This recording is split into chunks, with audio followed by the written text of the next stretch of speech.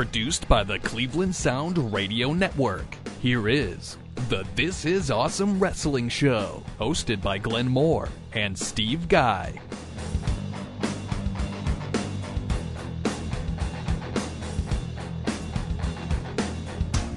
Hey everybody, thanks for hitting the play button for this week's episode of This Is Awesome Wrestling Show. We're going to switch the format up this week. We have a very special guest in studio with me this week. Won't be recapping Royal Rumble until next week. Won't be recapping Triple H as your new World Heavyweight Champion till next week. So if you're looking for our Rumble kind of recap and our Raw recap, we'll have it all for you next week following a Raw on Monday night. So sit back and enjoy our very special episode with our special guest in studio. This is Awesome Wrestling Show. Hey, cut this off.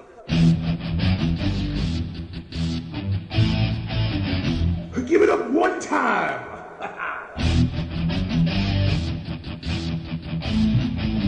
One time for J-Rocc, daddy.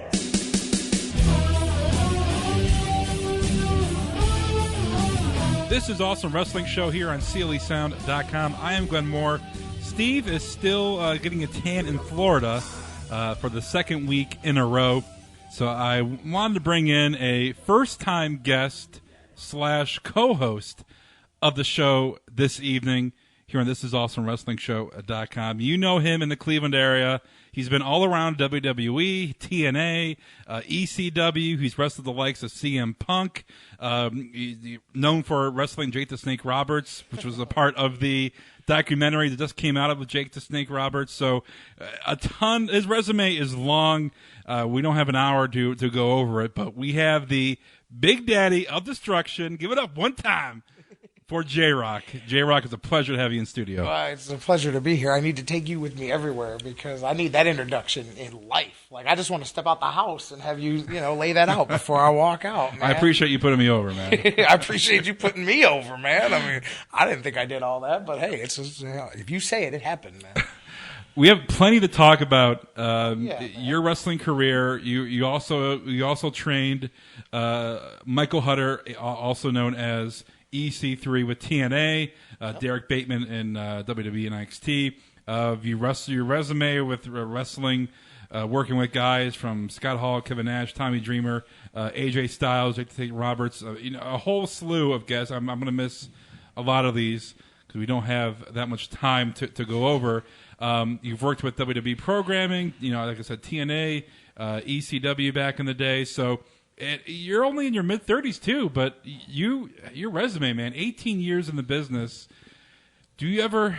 And I know we're going to talk about your time away from wrestling for a few years.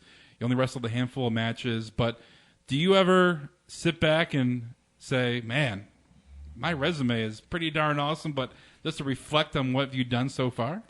Man, see, that's a trick question because I get what you're saying, but actually, I think part of that is part of the problem. And I think, when you're younger, obviously, as you grow and you get older, you evolve, or at least hopefully you do as a person. And then I think I did too much of that in the early part of my career, man. I mean, I'm one of those guys that can be really self-critical. And sometimes I think that, man, I spent too much time going, hey, man, I did this, and hey, I did that. You know how when you think you made it somewhere or you think you accomplished something, you think you did it until you realize, you accomplished the next thing and then you go, oh, damn, I didn't really. Right. Like, there was so much more work to do. So, I try not to because to me, all that stuff is cool, but it's just like a list of stuff on a piece of paper that you got. Right. Like right now, today, I try to stay in today because I think I used to spend too much time, maybe patting myself on the back or being proud of the things that I did. And that's great later when you're done, but you got to keep working today because, man, there's somebody else that's working that's trying to get past you anyway. But, I mean, does it make sense what I'm saying? I get what you're saying. But, I mean, it is cool. I can say that. When people ask, for advice or something, that's why they ask me because I do have a vast wealth of experience. I told you, sometimes I fall into things and I go, how in the world was I a part of that? Yeah. So it's cool. All right, let's jump into it. Let's jump into something current. What's going on right now? The resurrection of Jake the Snake Roberts just came out. The movie, and you asked, we wanted you to come on the show, and I watched the Resurrection of Jake Snake Roberts, and you have a part in there. You're a part of the story. A show here in Cleveland back in 2008. We all know about Jake the Snake Roberts and the troubles he's gone with, but you were actually in the ring. You experienced it firsthand. But first, just the documentary itself. Did you think it was the right time, right story that was told, and the way they portrayed you? Well, it wasn't like a bad guy, but you're just telling what happened, the factual. But did you like the documentary? Oh, as a whole, yeah. I mean, as far as a documentary, yeah. I actually knew that thing's been in the works for about 2 years or so. And Steve Yu, the producer, when him and I spoke, the way I initially made contact is they basically used what happened here in Cleveland, which for people that don't know, I mean, I'll be the first one. And this was how I got involved, because I told Steve, I said, man, if there was one night of my career that I wish I could get rid of, it was that night. I just hated even being a part of it. Yeah. And everybody says, well, you were just, responding to the situation. It doesn't matter. That I hated even being a part of the whole thing. Yeah. So anyways, I was talking to Steve because he wanted to basically use that. Jake had done that in 100 different other towns, but instead of getting 100 different people in indie promotions and videotapes together, he used the most famous one, because this one ended up on TMZ. The promoter sold the footage, so it got like national stuff and millions of views on YouTube. So they kind of used that to symbolize basically 10, 15 years of what Jake had been doing on the indies. So I went down there, which actually became a big part of when I came back into wrestling. The timing just happened to be, I had just a few months before they flew me down to DDP's place, I had just started training and decided, you know what, I'm going to do this wrestling thing again.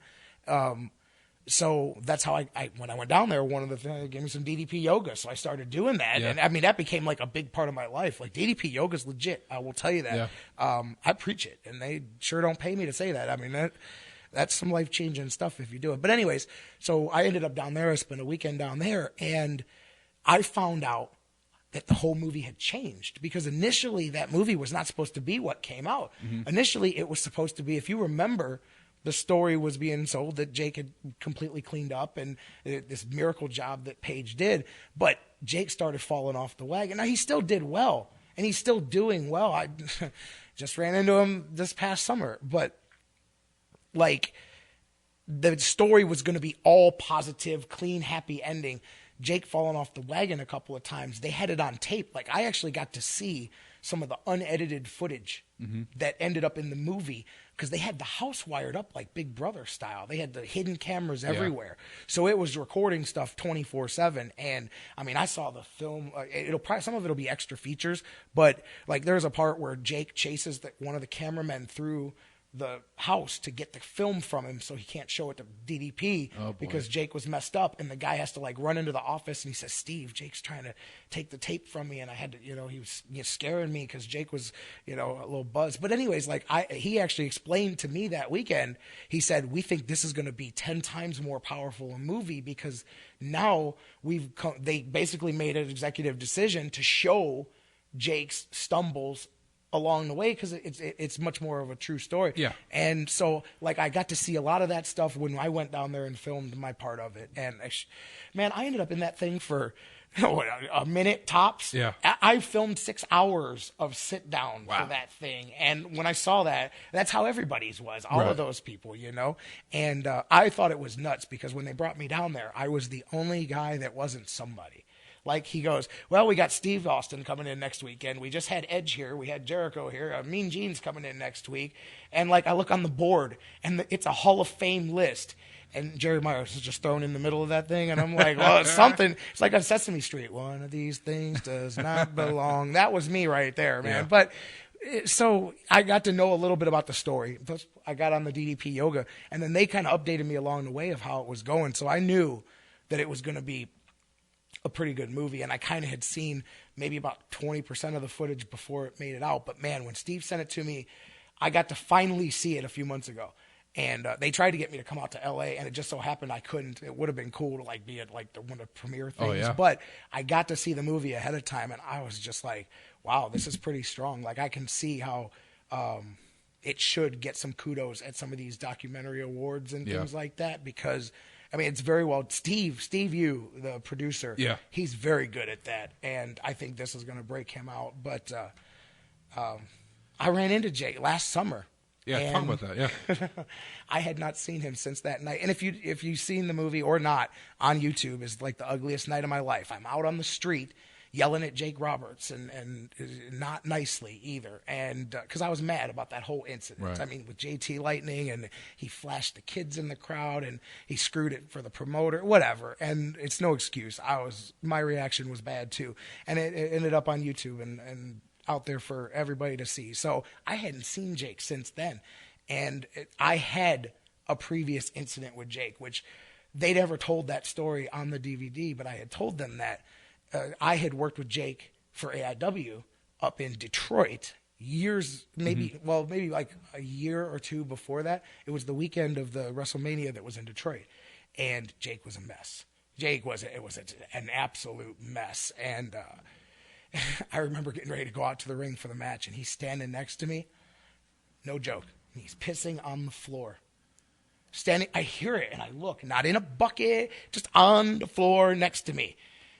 And I'm like, man, we're about to go out here and wrestle. And he was a mess. He was great. Like, we went over the match earlier in the night, and it was great. And then somebody came in and gave him a handful of somas, and somebody else came in and brought him some other stuff to party with. And then somebody brought him a big gallon jug of vodka. And next thing I know, in 2 hours, he went from good to bad to ugly, and it was a mess. So, but we had the match, and I got him through it there. So that's the only reason the promoter even booked him again here, which was a big mistake. And he was getting messed up that whole, like, it was just so ugly. But anyways, hadn't seen him since all of that. But him and I had more than just that one night of history. We had 2 other events that we worked together on. And so hadn't seen him for all those years. And when I went down to film, we were supposed to literally film talking to each other for the first time after all that time. And he ended up getting a booking. We missed each other by a couple of hours, and it just never worked out that we did it again. So this summer, the American Revolution Wrestling, they were running an event in Johnstown and somewhere else in Washington, Pennsylvania. And he brought in Jake, got a hold of me, and he said, Jerry, do you want to work with Jake? I said, I don't have any outstanding beef. I said, I already went down there and bared my soul and all of that stuff. I'm good, man. So Jake came in, and the first night, he was jet lagged and, whatever. He was definitely not, he was tired. I don't know whatever it was, This is what I mean when I say he has good days and bad days. It was like a Friday, Saturday thing. Friday night, you thought, oh man, maybe it's bad Jake again. We didn't know. He wasn't real responsive most of the night. He was kind of grouchy, stayed in the back away from everybody. So we're thinking, man, this is going to be a bad weekend. Had to work with him, and he didn't really do anything in the ring. The next day, we get to the next show, totally different. He's wide awake. He's alert. He's got his daughter with him. Mm-hmm. And they had been looking at me funny the night before. I went right up to him, and I said, hey, Jake, how's it going? And he just kind of shook my hand and shooed me off, And so the next day, I walk in, and his daughter goes, you, come here. And I walk over there. She goes, we figured out who you were last night. I said, oh, who am I? And she goes, from the movie. From Cleveland. That's you. And I'm like, yeah. She goes, you've lost freaking so much weight. We didn't recognize you, because I had lost about 100 pounds since he had seen me last, even on the documentary. Like, I lost 100 pounds since I went up there and filmed that thing, And so she goes, that's you. And I'm like, yeah. And so like that's why he was so standoffish with me the night before. He knew me. Couldn't totally remember if like this was going to be a bad, like they weren't sure if I was coming in like, hey man, screw you. I remember that shit from Cleveland. Yeah. Dude, Jake walks up to me, sticks his hand out, and he goes, brother, I didn't want to be that way. I apologize, man. You deserve better than, like, on his own, man. And like brought me in. We did a little talk about it. And like we talked for a few minutes, and I apologized obviously for my stuff. And then a few minutes later, the promoter, thinking that Jake wasn't in the mood to do much, and plus his health, he was waiting on a hip surgery. Mm-hmm. So he goes, hey, Jake, we're just going to have you come out and, like, be a manager or something like that. He goes, no, you got me working with J-Rocc. He goes, yeah. He goes, I'll do some stuff. He goes, well, what do you want to do? He goes, no, make it a tag match. He goes, I'll tag in and do some stuff with J-Rocc, and I'll do whatever at the finish. And, like, on his own, we ended up, it's on my Facebook, like he ended up doing a few things and it was cool or whatever, but like he was a totally different guy. He took responsibility and like it was an unexpected moment because here the night before, people were texting me like, what happened when you saw Jake? And I'm like, man, I think he's still all messed up and stuff. And it turned out that it was just like kind of standoffish. And the next day he was all bright eyed and bushy tailed and walked right up to me and stuck his hand out. So it was all good. So, I mean, I'm glad to see that, you know, I mean, he did some bad stuff, but people do. And so what? And you can't live on it forever as long as you're trying to do right, But I mean, and DDP, that thing's legit. Like, they brought him down there. I saw it for myself. Like, there's a lot of people skeptical. Yeah. A lot of people skeptical about that stuff. But I mean, I was there. Hall was down there. DDP was down there.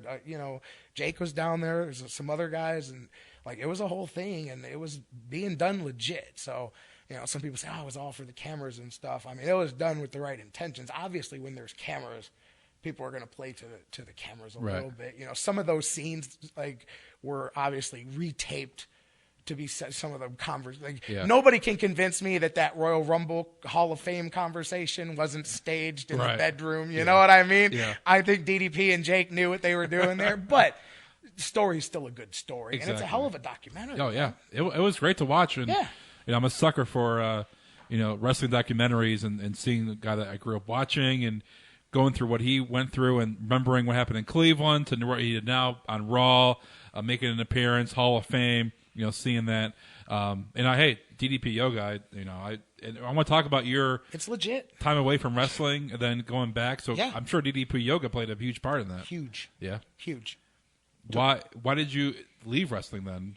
For a little bit, or you came back for a handful of matches, but it wasn't just for a little bit. It was for a couple of years. It was, life works out funny. I was probably about 9 or 10 years in the business, probably about 27, something like that. And besides, look, the natural frustration when you've been doing something for a decade and you get to a certain point and see, like, here's what I mean about growing. Like, I'm not trying to shortchange the work that I did before, but I could have worked so much harder. Like, even if you're a guy and there were opportunities that you go, man, I got screwed out of that or whatever. That stuff happens, but that's not the only reason that you don't end up getting somewhere that you're trying to get to. Like, you can always outwork something. You can outwork a mistake. You can outwork not getting an opportunity. Mm-hmm. Like, you know what I mean? The gold glass. You can still work harder. And, I'm positive back then I may have had a tendency to work hard, but at the same time, complain about why my hard work wasn't paying off. And you could have been spending that time working a little bit harder, But anyways, so, I had a couple of kids. And at the time, I was living a charmed life. Like, at that point in my life, nobody in my life had died yet. Not my grandparent. Like, I hadn't lost anybody. Like, you know how you have that time in your life when everything's, like, jamming? Right. You haven't met realities yet. That lasted for me almost till 30 years old, I lived a charmed existence in my 20s. Not saying everything was perfect, but like a lot of things I think back and I go, boy, was I fortunate. Like, things could have worked out a whole lot differently. So I perhaps didn't have an appreciation for life, and I got it real quick. But, I got people, I got my grandmother, I got parents, in-laws. Everybody's like, hey, man, this wrestling thing, you got 2 kids. What are you going to do here with the rest of your life? And plus, 10 years in the business, whether I make it or not, at that point, you're still thinking, and when I say make it, I don't mean make it, I mean like get a contract, like put the kids in college money, not just pay the rent money, you know what I mean? And like, so talk was something I had done. And I know Tracy Smothers, him and JT Lightning, I learned everything I know, well, not everything, but like everything that built my foundation I got from those 2 guys. And Tracy used to always be like, J-Rocc, you should be a DJ, man. One time for J-Rocc. You should do on the radio, man. And there was like these Southern wrestlers that he knew that and it made sense. So I went BeyondAir.com one day. I went and looked it up on the internet and found that Cleveland, Ohio Center for Broadcasting. And I even fell for the gimmick where they make it seem like you won the right to be a DJ for a day to come in and try it out. I fell for the gimmick, man. And I was proud. Like, they picked me, man, and they marked me out because I went in there and said, I signed up for this school. I thought this was great. But it wasn't for radio. I actually thought, okay, I'll learn how to run a camera. I'll learn how to produce. I'll learn how to edit video so that when I'm done wrestling, or if I can't get a job in the ring, maybe I can get a job in WWF doing something else. Right. That's how old I am, WWF. Yeah. I still call it. My son looks at me and goes, what's that? He doesn't even know what WWF is. Is that the animal thing? You know, like, so that's what I went to school for. Then the first time I got on the radio, like with Brian and Joe, I was an intern for the Brian and Joe morning show, and I fell in love with radio like that. 5 o'clock in the morning, I woke up and said, I love this, man. Yeah. So I became a radio guy. So I go to school, and I graduated. Right off the bat, I got hired by a small WHK, a station here, news talk station. I don't want to say small, like they're like number 2 AM station, but the gap between number 1 and number 2 was like WWE and TNA. Yeah, you know what I mean? Yeah. So yeah, it was number 2, but it was number 2 by a mile, you know? So anyways, and I'm just a board op there. So nothing special. And then like all of a sudden, like things just started happening. Like, I got an opportunity to be a part of a once a week sports talk show. That was the first on air opportunity anybody gave me. That was the Sports Fix, which I still have all these years later, but I got that. So that kind of got my foot in the door. Then randomly, it was like sometime in 2010, my boss was trying to like find an on-air opportunity for me. They convinced WHK to dump their news. They were getting news sent in from outside and go local, which basically made me the full-time news anchor. So they hired me as the news anchor, promoted me to full-time. I signed a talent contract and everything. And first weekend before I started full-time on Monday, I had a wrestling show. And I am very loud when I wrestle. I yell, I scream, I'm a heel. I talk the whole time. I come to work on Monday morning and my voice is hoarse. And I'm doing the news live, and corporate office is listening, and I get like they risked their neck. I can admit that. Like I screwed up. My station went on a limb to get me on that job. They created the job and gave it to me. Yeah. First day, I almost blew it. Like they threatened to fire me on the spot. They wanted me to quit wrestling. So I convinced them that I was gonna be much more careful. And like my boss, my program director boss, knew that I still wrestled. But the general manager at the station was under the impression that I was done. Yeah. And so about 6 months went by, and I wasn't wrestling a ton. I was wrestling a little bit in Pennsylvania, a little bit here, so a couple shows a month, and everything was fine. And then it was May of 2011. I went down to Texas. They had this, and the concept was great, by the way. As a wrestling fan, you'll probably dig this. Yeah. They had this tournament in Texas, and it turned out to be a work. And the promoter ended up being a little con artist like most wrestling people are. But the gimmick was everybody paid an entry fee of a couple $100. And they had a panel of judges. Harley Race was there. Chavo Guerrero Sr. My buddy Jake Roberts was there. He was only there for a few hours. That was at the depths of him and another wrestler who has since passed away, Buck Robley, disappeared 2 hours into that thing and weren't seen for the rest of the weekend. But there was a bunch of guys like that that were going to basically be a panel of judges. And you would go out there and have round robin, like a tournament, for 3 or 4 days. And every match was judged. You wrestled it like a wrestling match. You had a finish, you had a babyface and a heel, and you worked your match. And then they judged your match how a wrestler would grade your match. Which the experience of having Harley Race break down my matches and talk to me, having Chavo Guerrero as an agent for my matches, like I learned a lot about being a heel because he didn't like that. He's like, you're such a good heel, but then you back off too much when I want you to be more aggressive during the match. And like he brought out a whole different side of my work. Like I thought that's what I should be doing, is showing fear all the time. And he's like, but if you do it all the time, you're killing your heat. Like he showed me how to do it at the right times. And then other times to be a bit more aggressive, you know, especially in a bully type way when you have he taught me some good stuff. Like all weekend, he'd be like, where's that aggression I wanted to see, you know? And so stuff like that was great. Having Harley Race, hey man, he said, I think you're a good little worker. That was the best compliment you could give me, man. Hey, it's Harley Race. Oh yeah. But and the gimmick was supposed to be that you advanced through the tournament as a shoot, and the winner, they went and bought this big, it was a real, like, legit couple $1,000 championship belt and stuff. Well, I knew the jig was in when the first day a ringer showed up 5 minutes before the tournament started, who happened to be the best friend of the promoter, who also happened to win the whole tournament. So the promoter coincidentally was able to keep possession of his $5,000 championship belt or whatever. Oh man! But the experience was great. Yeah. And between you and me, I ended up not paying for it anyway because because I'm smart. It didn't cost me a dime, man. But Anyways, it was a great experience. But the concept of the tournament was great. I keep saying that if the right person got a hold of that and did it right, you know, if you had a panel of Hall of Famers like, Ric Flair and Jim Cornette and Harley Race and guys like that to judge it, Ring of Honor could do that gimmick and make it work. And you do your matches as a shoot, and then how they did the finals. I ended up finishing in 4th place in this thing. And how they did the finals was they actually called the finish as a shoot. Once they got about 12 minutes in, they decided who won and then got it into the wrestlers, and they went home so that the actual winner of the final match, because basically you could win the matches and lose in the bracket if you won the worked finish, but you didn't win the match. Correct, you know what I mean? Yeah. So it was cool. I got to meet people from all over the country. But I got, on day 1 or day 2, I got dumped on my head by a guy. You know, when you've got 75 wrestlers from all over the country, a lot of them shouldn't be in the ring. You know that. Yeah. You go to any indie show here, half of them shouldn't be in the ring. Half rough. of them are It's great, rough, yeah. and half of them have no business being there. It's no middle ground, you know? So this guy, I went to pile drive him, told him to backdrop me. He drops me right on my head. And I ended up getting dropped on my head a couple of other times because the last day of this thing was an all-day tournament. So I wrestled like 4 times in one day. I ended up bashing my head up pretty good, but I didn't know it. Flew home the next day.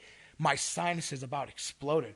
I had to take a couple of days off work. I remember I came in on a Monday, went to the doctor on a Tuesday, and I had post-concussion deal. Like, they told me the worst thing I could have done was fly home, but I didn't go to the doctor.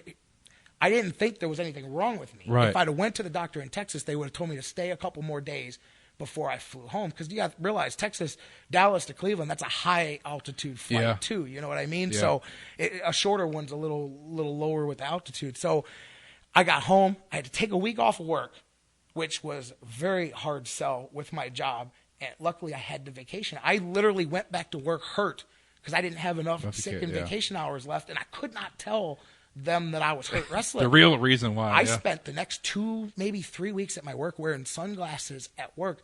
Bro, you've worked in radio. Yeah. Nothing but computer screens, nothing but lights and flashing and blinking. And my job, like the doctor goes, you need to stay off computers. I said, my job is a computer, man. Like everything I do is on the computer. I couldn't avoid it. And so that was the final straw, and that was like literally where my boss said, "Listen, dude, like you've got to stop this, man." He's like, "I'm gonna have to let you go." Like if Mark the gentleman, if he would have found out, you'd have been toast. So that was pretty much it. Now from that point that was May of 2011. From then until the time I decided I was coming back, which was beginning of January of 2014, I was done. I wrestled about 6 or 7 matches. Basically, like I was telling you off the air, it was a little. It was just one of them places that I knew I could get booked. There were only going to be like 50 people there. Yeah. I could take my fat ass. At the time, I was working in radio. Bro, they bring food in every Friday. Oh, yeah, they cater that shit, you know. Yeah. So I was up over 300 pounds. I could wear my GV Artwork T-shirt to the ring, and I could wrestle, and nobody knew. And I could, like, at least not feel like I completely quit, but I was done. I mean, 6 matches in like 3 years or whatever. Yeah, you still got your fix here and there. Yeah, like, I mean, I'm still was in it. Yeah, and then I left WHK, and all of a sudden, I left there in May of 2013. And then once I got myself reestablished, and I got the Sports Fix re-going, and I got the other radio station I worked for, and I got that stuff going, about November or December, I realized, hey, the only reason that you don't wrestle is because you were working at the radio station, and you don't work at the radio station anymore. Like, but I had been out now, or not out, but I mean, you got to realize, man, like, I'm not going to say I was ever Mr. Atlas USA, but I was in shape. I could wrestle, you know, I at this point, I'm 320 pounds. I mean, it was, you know, if I was going to do it, like, I decided I was going to, like, really try to do it. And plus, the business changed, man. Like, I broke in. It was end of 98, beginning of 99. I have seen the business change several times. And if you don't have that timeline perspective, you don't even realize it. Like, when I got in, ECW was blowing up. Like they were just like really peaking as far as they had already peaked creatively, but they were just peaking exposure wise. Right. You know, WCW was winning. I mean, you know, I got into business. WWF was were they going to survive, man? You know what I mean? Like, Attitude Era was just getting started. I mean, basically, I started just right before it started in 1999. So, You think of that time period. Well, 2 years into my career, all of a sudden, a business that had 250 jobs, full-time jobs. Bro, I'm very fortunate. I've said this before. Tracy Smothers took a liking to me and started helping me very early in my career. Bro, I'm 6 months in the business, and I'm getting tryouts with ECW. I can tell you that I had no business being there. I can tell you, looking back, that that's one of those things where actually, if I could go back and do it again, I wouldn't be there, because I'd rather they not see me at that point in time. Yeah. Because you realize how inexperienced you are and how not ready for that you are. I would have rather they just didn't see me at all. Yeah. But then you're greedy for success that you want it, and you don't realize that you're actually probably hurting yourself by being seen. You know what I mean? But like, it's 6 months in, I'm at ECW, and I'm in the ring, and the Dudley Boys are critiquing my match and stuff. You know what I mean? Like, you're thinking, all right, that 250, 260 jobs. All of a sudden, March of 2001. There's WWF, and that's it. Yeah. Everything else is gone, toast. And then the business sort of died. I don't care what you say about TNA for them first couple of years or whatever. Like, the indies weren't important. Like, the indie revolution or whatever, like, just started happening again. And that was part of what made me want to come back to wrestling. Like, okay, I got into radio because I'm a talker, right? Mm-hmm. And one of my skill sets is being able to communicate on the microphone effectively and sell things. So that was not from the 2000s, early 2000s, basically all of the 2000s, all the things that my skill set fit were not important to the wrestling business. They really didn't care if you could talk. They didn't care about anything unless you were, remember, Vince had the memo in the 2000s that you had to be 6'6". He wasn't signing anybody that didn't have the height, the look, the size. Yeah. Everybody was generic bodybuilders. All the good indie guys, everybody that's getting chances now are only getting chances because they got buried and held back for 10 freaking years along the way. There was no place in the business Samoa for Sami Joe's, Zayn. the Kevin There was no Owens, place in the business for Samoa Joe. There wasn't. TNA found some of them. Not even all of them could get into TNA. Only a few. The business has changed just in the last 5 or 6 years. So while I was out, I started to notice, I mean, obviously NXT started coming around, but all of a sudden, like, the business changed in a way that the size I don't want to say expectation, like, what was it? All of a sudden, all the things that started coming into vogue, like you start hearing everybody talk about when a guy's badass on the mic, cutting these promos, you know, Paul Heyman's blowing up, and Bray Wyatt and Kevin Owens, these guys, people are, you know, Kevin Steen, you know, whatever. And all of a sudden, the things that I'm good at, all of a sudden matter again. And I'm like, so now all of a sudden, no offense, now all of a sudden you can be a fat guy in a T-shirt, but if you can get over, they're going to put you on TV. Oh, yeah, definitely, yeah. Now all of a sudden you can be 3 feet tall, but if you can get over, they're going to put you on TV. Yeah. I'm joking, but all of a sudden all the rules are out the window. Mm-hmm. And at the same time, like, I truly do believe in life, everything happens for a reason. I believe I was out of wrestling for a reason, because this run here is different. I have a much different appreciation. I have a different appreciation for life, but like, during the time that I was out, and that's what I was going to tell you about living a charmed life and not having lost people. But all of a sudden, in that same period from 2010 to 2011, in a 12-month period, I lost 4 people, like, very close. Like, obviously, my father passed away of cancer, and then a month later, one of my coworkers, who was only 36 years old, goes home sick on a Monday, dies at the hospital Monday night. He's not there on Tuesday morning. That's how I got the Sports Fix. He was the guy who created the Sports Fix. WHK was going to put it off the air, and my boss, we were very close friends with Vic, who passed away, and he goes, Jerry, do you want to try to keep it alive so that, like, Vic put all of his, you know, put his work into it, and he's like, I would just hate to see them, like, just take it off the air. That was how I got the producer, host, whatever gig at the Sports Fix, and then it turned into my career there. But so he passed away. I want to hear a freaky coincidence. He passed away on September 27th, 2010.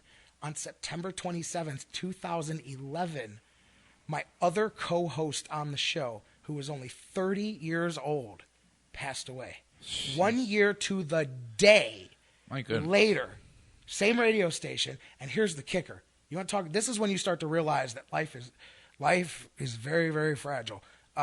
This kid had cystic fibrosis. So he waited his whole life to get a lung transplant. He needed a double lung transplant. And he got the page that he had been waiting 10 years, however long he had been waiting for. He got it. He went. He had a double lung transplant. Some kid had a car accident and died on prom night, and Kevin gets rushed to the hospital. Successful surgery. Tells his mom everything's successful. He's in recovery now. Half an hour later, she's calling me and going, Kevin's dead. Like, they don't know what happened. Something went wrong. And, like, how ironic that the thing he was literally praying every night for is what freaking killed the kid. Yeah. And he's 30 years old. And in that a month before he died, JT Lightning passed away. Yeah. He was the guy who trained me. And that is literally, I mean, I went from nobody in my life had passed away to within a year, like, very close people. I mean, JT Lightning and I had professional differences from time. That is the guy who broke me in. Like, that's huge. That's like, that could be me. You know what I mean? The guys, I mean, these kids are younger than me at my work. I mean, my dad, I mean, you know what I mean? Those are like, those were four. And so that all happened between 2010, 2011. And I got hurt. And I had the job thing. Like, it all came together. So then you just start to realize you change your perspective on life. You know what I mean? And I just started, like, enjoying life a lot more in general. And that's why I say all the time I'm blessed to be able to – I'm blessed to be sitting here talking to you right now and wrestling again, because I leave WHK and it starts to dawn on me, hey, would you want to start wrestling again? But, man, I didn't want to be like the fat guy that's out there – living on the fumes of what I did 10 years ago. The hell with that, man. Like, if I was going to do it, like, I got pride, man. Yeah. So I came back and I lost, like I said, maybe about 10, 15 pounds. I was down to about 300 when I went and did the DDP thing. And they gave me DDP yoga while I was joking with them. I'm like, hey, I know I'm getting some DDP yoga, right? And Steve said, yeah, man, I'll give you they gave me the Max Pack thing. And so I went home and popped that thing open, popped the DVD in, and I'm like, whatever. And I will tell you the truth. My buddy Matt Roby, Rex Brody, whatever you know him as, the pirate, whatever you want to know him as, he told me, he goes, man, that DDP yoga, you're going to sweat, man. He's like, I did it a couple of times, man. He's like, it's good stuff. I popped that thing in. Have you done it before? No, I have not. Oh, my God. So I popped it in, and the first thing you do is like just a demo. Like, it's called the Diamond Dozen. Mm-hmm. It's the 12 positions that are like the core positions. And you basically, it's a sample. DDP goes, here's position number 1. Now you try it. Here's position. And it's like a little 15, 20-minute thing. I'm dripping in sweat from this thing. I texted Roby back and I go, dude, I just did the demo and I'm dying here, man. I said, what's the workout like?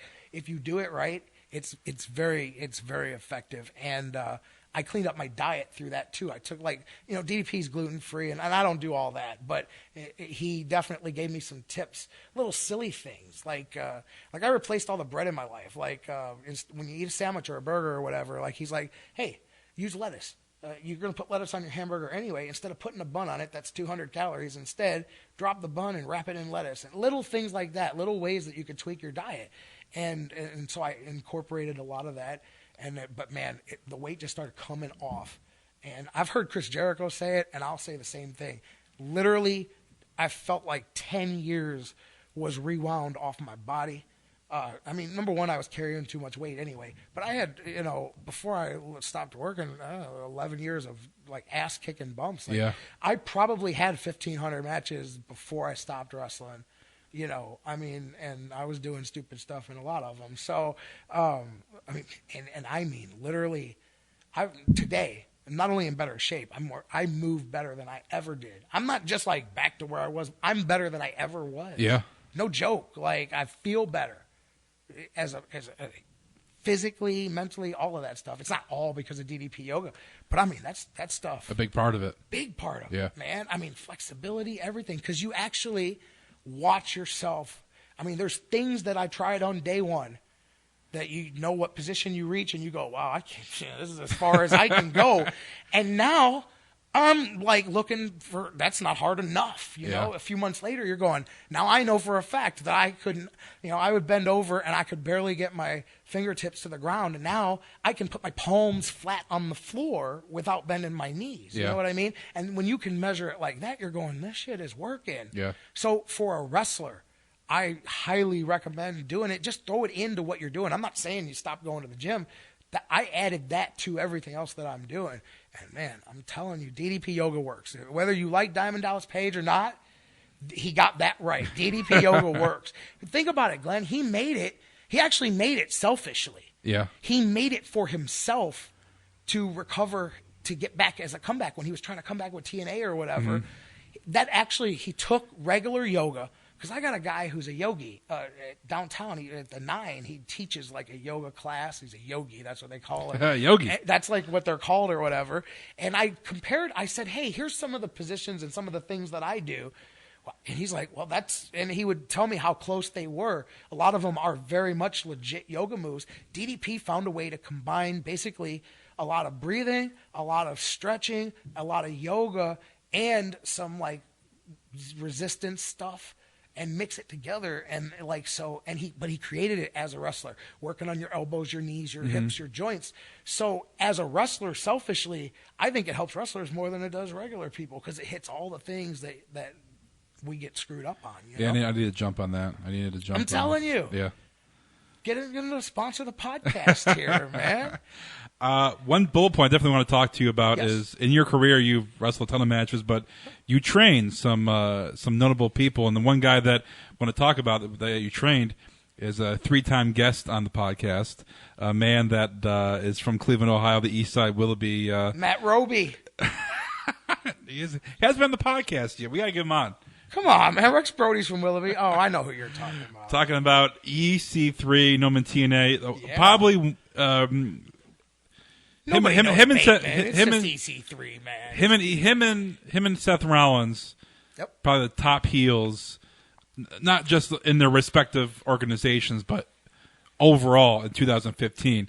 When you trained him, did you see I'm sure there's some glimmer, some kind of, hey, that this guy has it to be a top star in this company, or absolutely. Yeah. From the get-go. He came up to the gym. I was training out in actually our gym was right across from where it's now. They were building the Captain's Stadium, the Classic Park out there in Eastlake.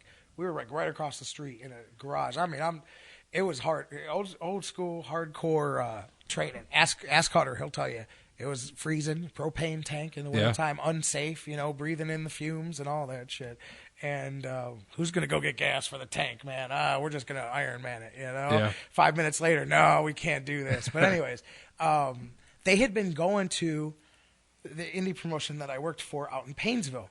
There was like a whole group of 7 or 8 of them. I mean, that was like they ended up forming most of the roster of AIW when it started. It was like, I used to joke that there was all my students and a couple of other guys, Vince and a couple other guys added in, Ray. But anyways, they would come to the shows that we did, and I think those guys told me they were going for at least a year, coming to the shows as fans. Yeah. And like, we would jokingly, after they started wrestling, we'd go back on tapes and see them with their signs in the crowd and stuff like that, And like, what was so great is I'm a heel, and when I'm a heel, and now my philosophy has changed a bit more now, but especially back then, I didn't do shit as far as fanciness. Mm-hmm. I just, and this is an outdated philosophy, but I basically believed that it was the heel's job to let the babyface be better than them, and if the babyface actually is not better than them, then you just have to dumb your shit down as much as it takes. Yeah. If all I'm doing is punching and kicking and chopping, then that's all I'm doing, because, and again, it's an outdated philosophy. But they joked when I trained them. I'd show them. I mean, I have a pretty encyclopedic knowledge of wrestling moves. They're like, I'm in, I'd be like, hey, man, here's how you throw a drop kick. And I'd shoot a guy off, and I would just throw a drop kick, And they're like, what the hell was that? When did you? I'm like, I can do it. You don't see me do it. And that was like when they learned their first lesson, which is like, obviously, and it can be done in the reverse. If you don't tell a guy, if you don't blow a move, wrestling fans believe that every wrestler can do every move. Yeah. Until you show them that you can't. If you can't drop kick, just never throw a drop kick. But then ask every fan in the building, unless you're like, 700 pounds or something, Can he throw a drop kick? Of course he can. Every wrestler can throw a drop kick until you prove that you can't. And vice versa. They thought that literally I punched and kicked and raked backs and that was all I did. And so then I'm teaching class, and they're like, wow. So, but anyways, it was like 7 or 8 of them. And the only 2 that are still in the business, there's 3. One of them became a referee. And then there's Rex Brody and Michael Hutter, EC3. But I remember Hutter because he was big. He wasn't jacked, ripped like he is now, but he was an athlete. And I pulled him aside very early. I don't want to tell you it was the first day, but I definitely remember pulling him aside and having the conversation that he can take this thing as far as he wants. That it's up to him. And he said, this is what I do. This is what I want to do. And I'm going to do whatever it takes. And I said, then listen, and let's go out here and go to work. And he did. He went to work, and I think he was personal training at the time. So he was working in a gym, which worked out very well because he could get paid and work out at the same time. And he was just wrestling. And I remember, everybody wants to act like they love EC3 now. But I remember how hard it was to get him booked because he was jacked, and there was a lot of salty people that didn't like the cocky young, indie wrestler. JT Lightning, much respect. He would not book Hutter for the longest time, and he would always, when Hutter would walk by, he'd always be like, "Put your arms down. Your lats aren't that big," and because Hutter would be walking around with his arms sticking out. And Hutter back then, still to this day, him and his crew don't wear shirts anywhere, so they're always the shirts off. They're that bro group that's just So, but he got it going. He did some stuff, but he didn't do a ton. He did all the AIW stuff, and he did some NEPW, which was the promotion that we were at the time, but not a lot. He didn't do a ton with JT. Maybe a handful of times booked him. He did a few things with PWO, but that was right when he got, I think I started training Hutter in 2003 or 4. Yeah, 2003, because I was going to TNA at the time, because what was so funny, I can tell this story now because it was 10 years ago, but Bill Behrens was booking Extra Talent for TNA, and that was who was booking me and John McChesney to go down there when we were doing all our stuff.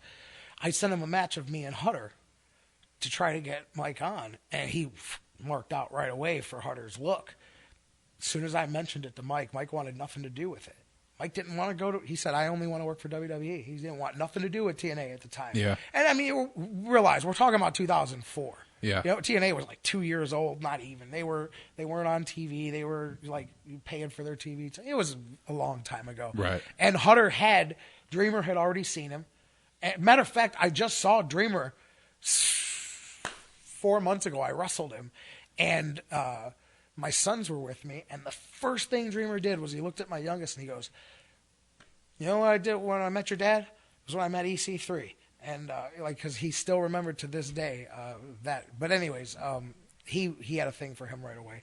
So eventually they got him in down there, and I don't even think they got him in. If I remember right, did Hutter sign or did he go on his own and then get it? He may have went on his own and got it. Regardless, it's not like they were paying him a ton of money. He went and worked. I know he was working at the Cheesecake Factory down there. He was hustling, working OVW, doing whatever he could do to catch a break. And matter of fact, I do believe that was the path that he took. I don't think he even waited for them to sign him. I think he said, the hell with this, packed up and went and bet on himself and went down there, and he put the work in, and he got the developmental, and then he went down to, obviously Florida Championship Wrestling and the forgotten Derek Bateman years, and then they made the biggest mistake that they've made in the last couple of years. I got no problem saying that, and I'm 100% positive if you would ask Triple H right now, what was the biggest talent miscalculation you guys made in the last 5 years? EC3 is at the top of that list because they let that kid go. And no matter what you think about him in the ring, and he's so much better in the ring than people give him credit for. I watched he milks the you can't wrestle shit. He's great. I've watched his Derek Bateman matches, and even from Derek Bateman to now EC3, it's he's light years ahead of that. My goodness. But then the character. Could you imagine if EC3 was Ethan McMahon III? Oh, man. With that machine behind it? Because I'm telling you that I just predicted the future. Yeah. I'm telling you that's the future. I don't care what happens in the next few years. Yeah. Whatever.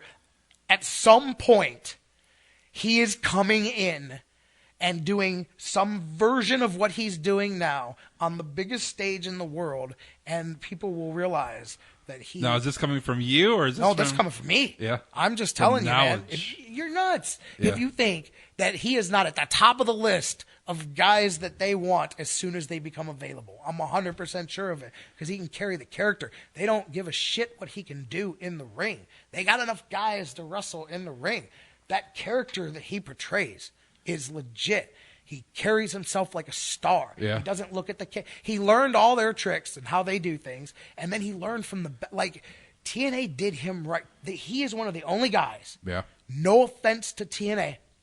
He's one of the only guys that they have developed right. And I think maybe some of it might have even been in spite of themselves, but because they had different creative teams and stuff. Like, yeah, Pritchard was there for a while. And then, different guys coming in and out. Big is the one that had the thing for Hutter and came up with the idea, Big John, and came up with the whole EC3 thing and stuff. But, like, they got behind his gimmick, and through fortune, so much of this business is right place, right time.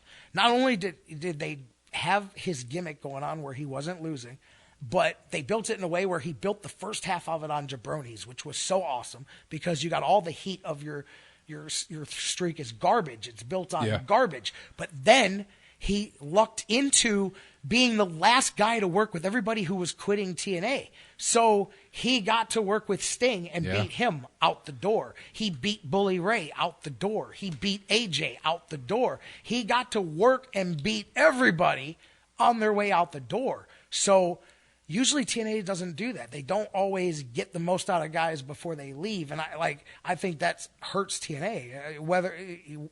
Whatever you think of the guys they hire when they leave WWE and stuff, I think it hurts them even worse, the not putting the guys back over on their way out, letting them guys get out of there, because then they just killed your guys and didn't give you nothing back, That cannot be said. Hutter was able to beat all of those guys. Kurt Angle put him over like $1 million for the... I mean, you couldn't have put a guy over any better than that, and that's what really launched it. Then he won the belt, and then the thing was off and running, man. And the whole time... There's a video on my Facebook. We went back to South High School, and I wrestled Hutter at his alma mater as a babyface. And the place is going nuts for him. I've put that video out around the internet and stuff, and I get so many comments from people back amazed at how awesome of a babyface he is. Hutter started as a baby. Hutter was a white meat babyface. When he first broke in, his first 2 programs, his first one was with me because it was the trainer thing, and then once he cut his teeth with me, the very next program we put him into was with Tracy Smothers, intentionally. So that, literally, Tracy would, like 2 or 3 weekends a month. Back then, he was up here all the time, and he was staying at my house, and we would talk about him, and I'm like, hey, man, I want you to just, that's the guy. And he was all about it. I want to work with them. So, they did like a whole program. Started as friends, and then Tracy turned on him, and Tracy was kicking the shit out of him. And you go watch some of these matches. Yeah. Tracy's laying it in, and that's where Hutter learned psychology, learned to fight back. We were we had some tag matches with me and Tracy and Hutter, and he learned to work with strong heels, man. And he was a white meat baby face. Just making comebacks. Hutter's doing springboard clotheslines. You know what I mean? Babyface stuff. And so he knows how to work as a babyface, but he is naturally EC3 jacked up 1 million times. He's not that much of a dick, but a lot of EC3 is Michael Hutter. Yeah. But he just obviously takes it to the way over the top level. But he knows how to work as a babyface, so he knows how to be a heel against a babyface. He is very smart to the business. People think he can't wrestle. Nobody thinks he worked the indies. Nobody even realizes that he's been working almost 10 years before They think he showed up as EC3, which is his secret weapon, because he's the man.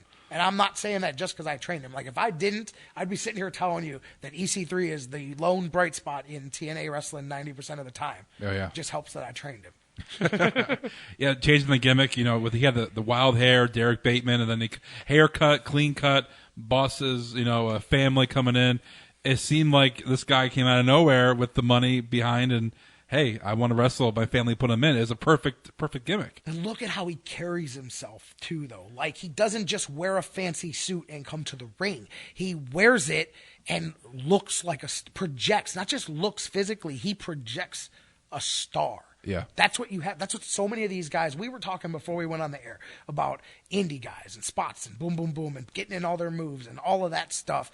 None of them project anything. Yeah. Number one, they don't project that they're a star, but they also don't project that it's real. They don't project the effort. Like, I believe, and this is going off the topic, but I honestly believe that, like, you'll hear people will say, oh, everybody knows it's fake nowadays. That is the laziest, sorriest excuse from a wrestler, promoter, booker, whatever, that doesn't want to put in the time and effort to do it right.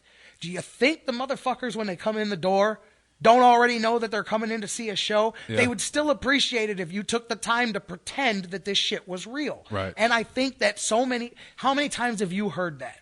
You've been in locker rooms. How many times have you offhanded maybe heard a guy say, what does it matter? They know it's not real. Yeah. The minute you say that, you are that would be like, to me, the equivalent of on the sideline of a football game of Mike Pettin going, hey, how about we throw the bomb on this play, and the quarterback turning back and going, what's it matter? We're going to lose anyway. Yeah. Same thing. You know what I'm saying? Yeah. It's kind of equivalent to that. And I mean, that's one of the, I think that so many people, especially, I think that attitude now pervades most of this business. A lot of these guys that haven't learned from the right type of people, this newer generation. And that does not mean that every new wrestler doesn't know what they're doing and every new promoter doesn't. But most of them don't have an appreciation for the true intricacies of our business. And that's one of the biggest ones. They go, everybody knows it's a show.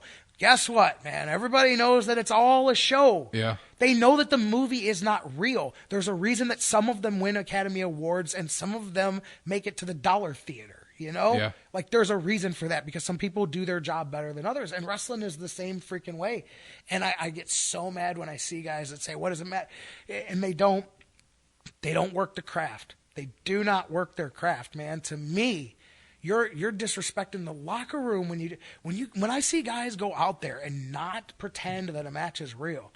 I'm not saying you can still do your spots, you can still do all of that, but if you don't give the effort to that, you're not just shitting on like old school. You're shitting on that locker room, on those fans, because I don't care what anybody says. They want to see you give the illusion. How are they supposed to suspend their disbelief? Right. Like, they'll give you the same line. They'll go, suspend disbelief. I swear that's just a term that people have heard on enough DVDs that they think they know what it means. Right. And it doesn't. It does not mean we walk in and pretend that all fake wrestling is real. That's not like a magic wand. It's if you do it well and give me a reason, I am more than willing to go on this ride with you. Yeah. You know? And these guys and the fans, you know, they're not coming in to watch some wrestling in the garage. They're paying $25-$30 to see guys that aren't John Cena, aren't top guys, Undertaker, Triple H. They're seeing guys that are trying to make it in this business and are smaller, like TNA, Ring of Honor, are making it. They're top stars in their respective organizations when they go on the road.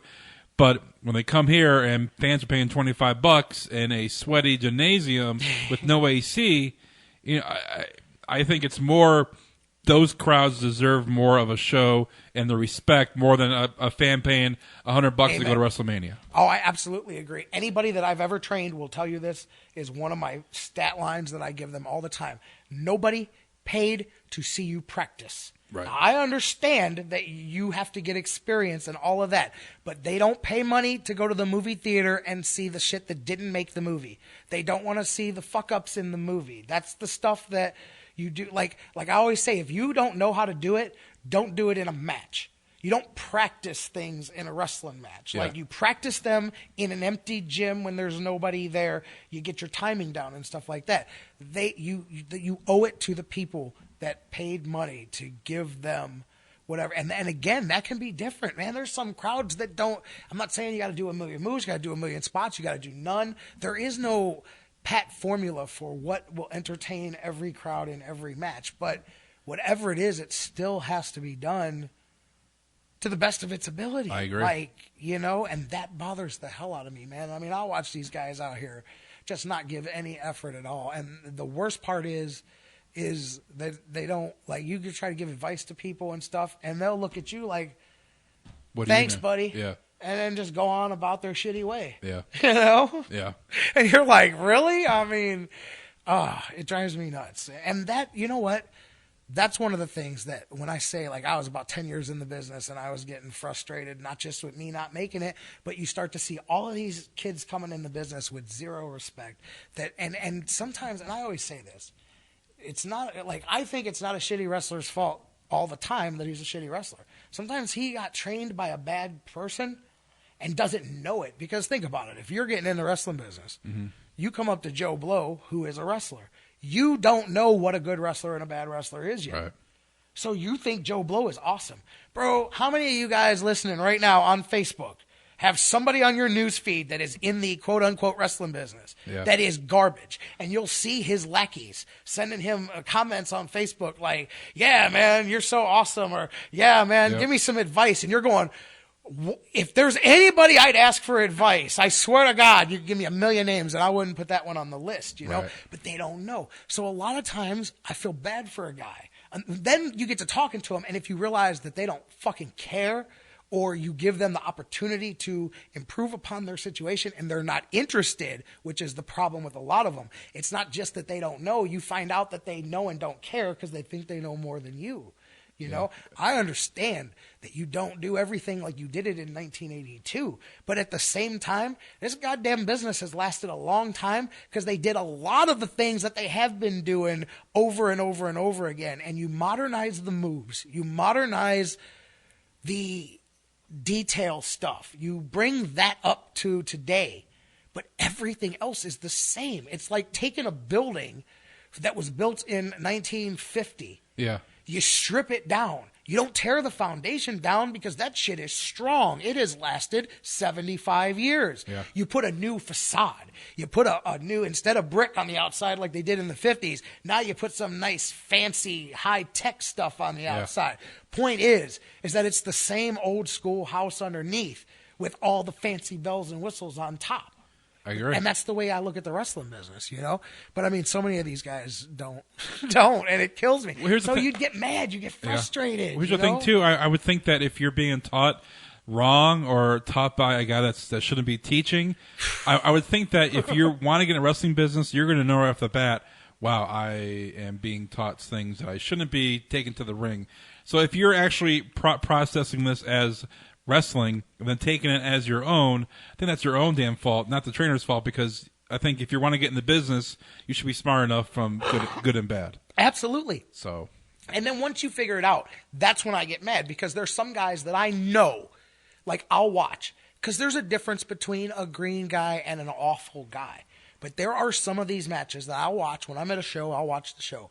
There'll be great matches. There'll be okay matches. There's just matches. And then there are the most god-awful fucking things. These things are the reason that people won't buy tickets. People don't not come to wrestling shows because of okay matches or just a wrestling match. If you have a card full of just a wrestling match, you won't lose fans. That you may not gain them, but you won't lose them because you're just giving them okay wrestling matches. Exactly. But when you got the shits and these things that are embarrassing, and I know for a fact that when you watch them and they're that bad, you cannot go home and watch that and not know it. So then I know that you're just too lazy or just don't give a shit. And at that point, why should I have any respect for you? But my problem is, and like I said, you grow up and you learn. I used to take that shit so personally that I guess I would project it, man. And if I didn't respect you, I wasn't very good at hiding that. Yeah.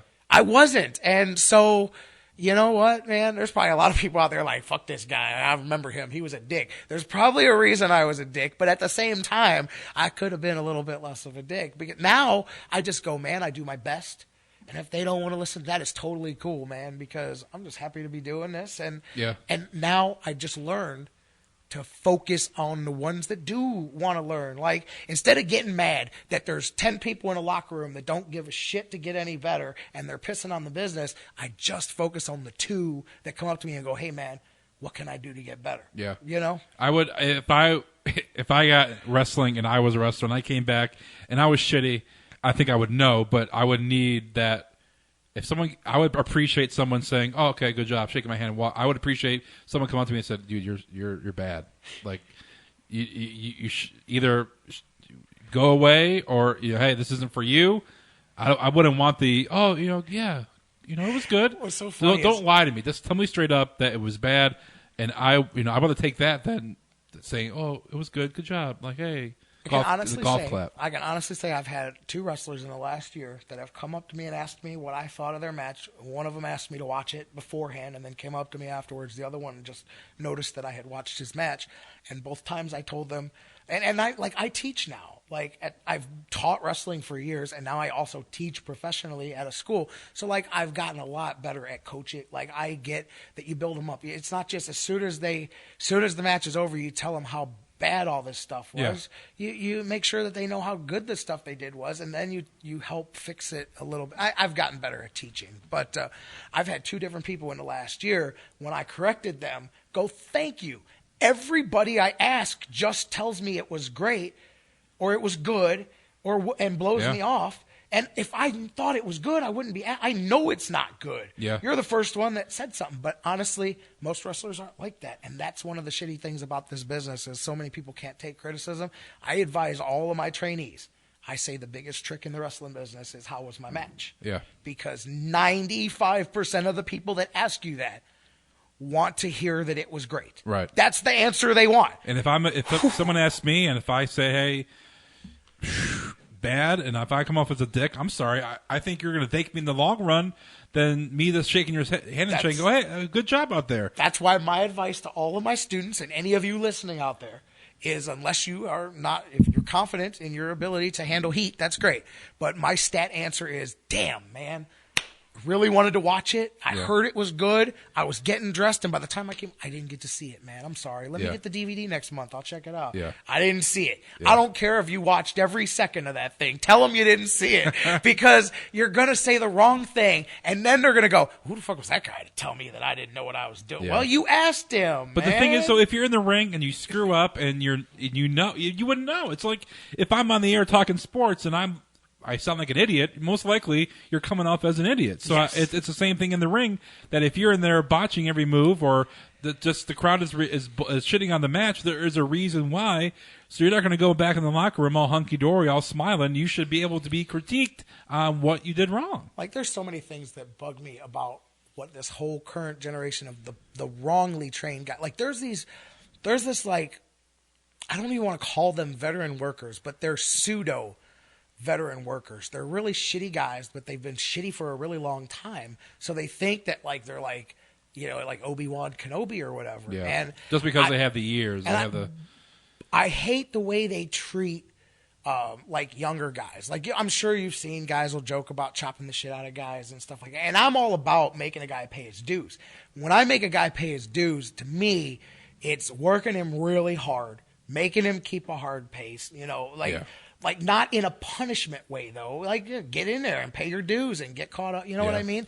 But, and I don't mind. I'll throw a couple, "Hey, welcome to the business. Here's a good chop to wake you up," But, when I hear those guys talk about how when a guy fucks up, they'll light him up with a bunch of chops and stuff, and they talk about it like they're doing it as a form of punishment. And I'm like, you clueless fuck. Do you not realize that when a guy fucks up, you're supposed to hit them really stiff, not to punish them, to make the crowd forget what just happened? I'll pick a guy up. I'll give him one good shot. Not to hurt him, not to punish him. So that the crowd goes, "Ooh," and they completely forget what we just did, and then we can just go right back into what we were doing. And so when I'll hear a guy explain it he fucked up, so I made him pay, I'll know right away that that's a pretty shitty worker, know? Yeah. And the thing is, some guys can't react to that. So if you're punishing them for screwing up, and the guy knows why he screwed up, he's going to be so worried about not screwing up next time that it's going to be worse off. They get worse. Yeah. You know what I mean? And that's the worst thing you can do. When a guy's screwing up out there and then you start making it worse, it just gets worse. That's why you calm a guy down. I'll give him a good shot, and then I'll snap mirror him and throw him in a hold or something and say, "Kid, how you doing? Calm down. Here's where we're at. You got it? All right, let's rock and roll." And that's another thing too. I consider myself kind of a natural teacher. So Like, I'll talk a guy through stuff out there. I'm telling you, I'll have a full-length conversation with you while we're out there. Yeah. You know what I mean? Oh, yeah. Like, I've been doing this long enough and I trip guys out. Like, there's young guys that'll come up, and they're nervous as hell. And I'm like back like I'm sitting right now. Got my feet up. I'm drinking something. I'm sitting back watching the TV. And I'm glad you could be so relaxed. I'm like, bro, we're going to be fine. Relax, man. Yeah. Let's just go out there, listen to me, and we'll do our thing. You know what I mean? But, like, that comes from doing it so much that, like, I'm nervous when my music hits because if you don't have that, you shouldn't be doing it. Right. But I don't spend a second nervous before that because, like, we're gonna be fine. Yeah. We're gonna be fine, man. We got this, you know. So. All right, we're over an hour, so Damn. Let's do some rapid fire really quick. Whatever all right? you got, baby. Rapid fire. Just give me your quick. You have a long list of guys you've worked with. Give me your top 3 guys that you enjoyed working with, really quick. Top 3. Top 3. In the ring? I mean, oh, God. I mean, I only worked with them once. AJ Styles is just unfreaking believable. But, I mean, John McChesney, I trained him, so I'm partial. But I think John McChesney is the best unsigned wrestler of the last 10 years, man. That kid can do anything, still can. And he's going to end up somewhere before he's done. I'm sure of it, somehow. Yeah. It's impossible if he doesn't. But regardless, John McChesney can go. See, it gets so hard after that because, I mean, I've worked with everybody and anybody. I mean, I can say I have not learned more from anybody than Tracy Smothers. No doubt about it. So, I mean, I guess from a pure knowledge standpoint, I'd put him there. I mean, obviously, JT Lightning a little bit more because he taught me the nuts and bolts of this business. You know what I mean? But I guess those 3. Will we see Michael Hutter in WWE before his time is up? Well, I mean, I can't speak for that. I mean, who knows? TNA could blow up. I mean, he's the franchise of that place. Right. But, you know, I have no doubt that when Michael Hutter's time in TNA is over, Michael Hutter will be Ethan McMahon III or something like that. I'm just telling you, Triple H's nephew will be showing up, you know, Ethan Bateman. I don't know. They'll come up with something, man. If people want to be introduced to J-Rocc and you have one match to point them in the right direction, what match would that be? Oh, come on, man. I got like 1,700 matches. That's a tough one. Definitive J-Rocc match that they can learn to know who J-Rocc is. You know, I mean, actually, a lot of the stuff I've done in this last year and a half since I've come back is on my Facebook page. I've been posting a lot of those on my Twitter and all that stuff. But, I mean, me and McChesney, we have a hell of a match whenever we work. That's one of those guys that, because we've wrestled each other probably 50 times in our life, which doesn't maybe sound like a lot, but it is. Yeah. Like, if it was any more, I'd be afraid that we only wrestled each other. But because there's some guys that'd be like, yeah, I wrestled this guy 150 times. Like, damn, did you wrestle anybody else? Like, how can you get any better wrestling the same guy 150 times? He's not that good to begin with. Yeah. But, I mean, he would be a big one. But, I mean, I would say anything that I've done in the last 6 months, I can honestly say I am not putting myself over. This has come from many other people that are better at this than I am. Everything I've done in the last 6 months is better than anything I've done in the last 17 years before that. Yeah. Like, I'm physically and mentally at a place that I've never been, and I'm just happy to be doing it again, man. I love it. I'm just happy. I know we're strapped for time, so we can't get into the story, but you know, we love AIW. We go to every show. We're a part of it. We like to interview a lot of people from AIW. There've been a ton of guests because of John I've been there before, bro. In AIW, but we got to see you back, man. We got to see you back in AIW. I've been there before. I don't know. I know they've had a lot of great matches in the last 10 years. I haven't been. This last year is probably.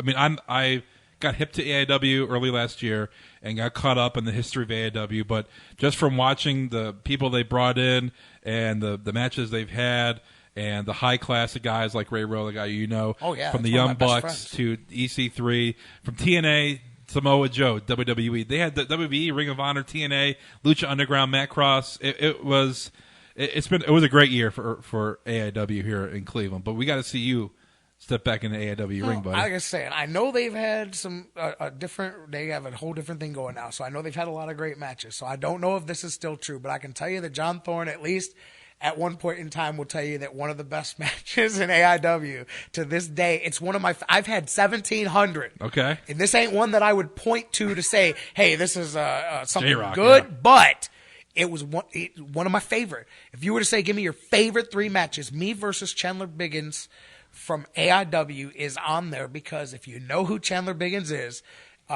just imagine the spectacle that it was. And the fact that we had the building going crazy, it was a mess. But I'm telling you, if you ask Thorne, I think to this day he'll definitely put it over. Obviously they've had a lot of great workers in there. I mean, their business plan, everything has changed. I mean, hell, when I stopped really wrestling, I mean, that was the end of Firestorm, which had split away from AIW. AIW has gone in a complete different direction. And like I said, I told you off the air, I haven't seen John Thorne in person since, I think, JT Lightning's funeral. We have talked a little bit, like just off and on or whatever. They got a totally different thing going. And like, as far as like any past history or whatever, it is what it is, man. I go where the dollars are, man. Yeah. I'll wrestle. But serious, all seriousness aside, I can say that no matter what our history with each other has been over the years, one of my favorite moments in my career was that stinking match with Chandler Biggins, because it was so much fun, and it was something that had been built up for a really long time. But I mean, I wrestled Hutter. My first match in AIW was as a surprise opponent for the AIW title against the deviant Michael Hutter, EC3. So, and there was a couple, I teamed with Tasty Smothers. We did some good, goofy things there. I had a great match with Tracy. That's where I wrestled Jake the Snake, and he was drunk and high and pissing on himself and everything. And in the ring, bro, real quick, Jake the Snake has me, and I guess he's done this other places, but it's so disgusting in that match. Just thought of it in my head. He has me, he goes to shoot me in the corner and has me reverse him, or he reverses me and then goes, give me the boot. So I stick my boot up, and as he takes it, he spits his dentures out of his mouth. He's got a full set because he smoked all his teeth away, and he spits them out. But the match before was like, it was Christian Faith who's Ricky Shane Pay. It was like a bloody match, whoever the hell it was. I can't remember if it was New Jack. It was somebody like that. They bled all over, right? So this ring was nasty as shit. No, and don't Jake, tell me that he spits his teeth out and then swoops them up and puts them back in his mouth. And it was just the nastiest thing I ever saw. And he smiled at me because he thought it was so funny what he did. And it was so disgusting. Thank God Jake's in a better place. Oh, my goodness. Give it up one time for that, you know? I mean, hell, man. Well, it was a pleasure talking to you for over an hour here, talking wrestling. I enjoyed your interviews, but being able to talk, definitely, near future. This talking, shooting the shit about wrestling is what I love, man. So absolutely, really appreciate you coming in studio and here in Lakewood, Ohio. And hey, Cleveland's a hotbed for wrestlers, man. A lot of guys, success from EC3 to Gargano down NXT, from guys in the main roster from Ziggler, Miz. You got Dana Brooke at NXT, who's from Seven Hills area.